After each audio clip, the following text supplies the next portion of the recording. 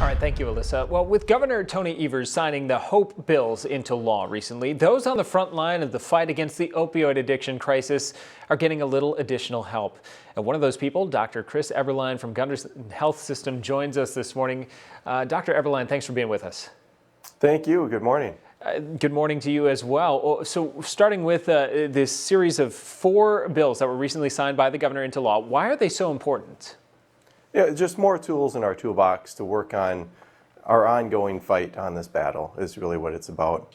We've made really good progress in the last few years, and we want to keep the momentum going, and that's what this is about. I'm glad the governor and the legislature has continued to keep this in their sights so we can keep moving forward on this. And taking a look at one of those specifically, it allows county jails to enter into agreements to obtain naloxone, commonly referred to as Narcan. Why is this so important in that toolbox? Because we know that people that have drug addiction problems, when they leave jail, they're at high risk of overdosing again, and they're at higher risk of overdosing the enter jails too, because sometimes they've taken drugs prior to. So the more naloxone we get into this population, the better off and the higher chance that they will have to survive until they can get sober. And another one of the bills or laws now extends a sunset date, and that requires opioid prescribers to check prescription drug monitoring programs before they issue a prescription. Can you explain a little bit more what this means? Sure. So back in 2016 when this started, you didn't have to necessarily review these prescription drug monitoring programs that some weren't even in place yet prior to prescribing. So you didn't know if they were getting multiple prescriptions from multiple providers. So this way you have to check that. You can see what other controlled substances they're taking. And the important thing about that is that that has dropped our prescription numbers of prescriptions 35% since that started. And I think that is directly related to some of the improvement we've seen as far as drug-related hospitalizations that are down almost 50%. That's some impressive numbers there.